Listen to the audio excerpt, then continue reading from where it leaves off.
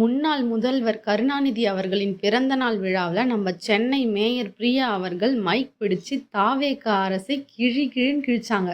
ஆனா மேயர் அவர்களே, நீங்க விரல நீட்டி மத்தவங்கள குற்றம் சொல்லும்போது, மிச்ச 4 விரலும் உங்கள பார்த்து சிரிக்குதே, அத கவனிச்சீங்களா? மேயரே, ஸ்டிக்கர் அரசியல பத்திலாம் நீங்க பேசலாமா? இப்போ தாவேக அரசு மத்தவங்க திட்டத்துக்கு ஸ்டிக்கர் ஒட்டுதுன்னு கோவப்படுறீங்களே, நம்ம சென்னை மாநகராட்சியில வெள்ளம் வந்தப்போ நிவாரணப் பொருட்களுக்கு ஸ்டிக்கர் ஒட்டுறதுக்காகவே தனி ஸ்டிக்கர் டீம் சுத்துனது யாரு? புது திட்டம் கொண்டு வரணும்னு சொல்றீங்க. சென்னைக்கு நீங்க கொண்டு வந்த ஆகச்சிறந்த புது திட்டம் என்ன தெரியுமா? அந்த கொசு வலைய போட்டு மூடுன கூவம் கொசு ஒழிப்பு திட்டம் தான். கொசுவை ஒழிக்க பிளான் பண்ணீங்க. ஆனா இன்னைக்கு சென்னை மக்கள் கொசுக்கடி தாங்காம நைட்டு முழுக்க தூங்காம புதுசா ஏதோ திட்டம் பண்ணிட்டு இருக்காங்க.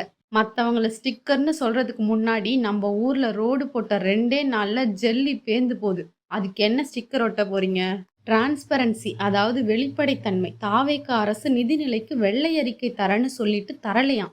நியாயமான கேள்விதான். ஆனா மேயர் அவர்களே, சென்னை மழை வெள்ள பாதிப்புக்கு வடிகால் அமைச்சதுக்கு 4000 கோடி செலவு பண்ணோம்னு சொன்னீங்க. அதுக்கு ஒரு வெள்ளை அறிக்கை மக்கள் கேட்டாங்களே, கொடுத்தீங்களா?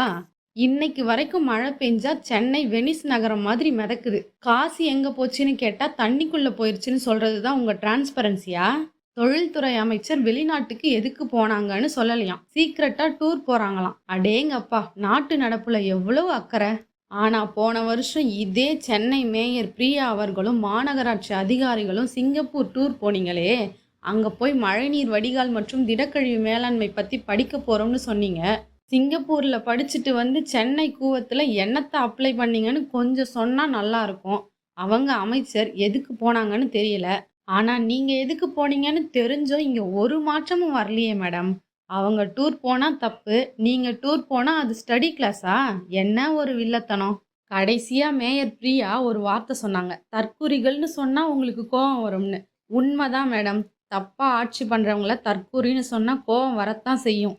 ஆனா தப்பு பண்றவங்க தாவேகாவா இருந்தாலும் சரி, திமுகவா இருந்தாலும் சரி, கேள்வி கேட்கறதுல இந்த பொது ஜனங்க என்னைக்குமே தற்குறி கிடையாது. ரொம்ப ஸ்மார்ட்.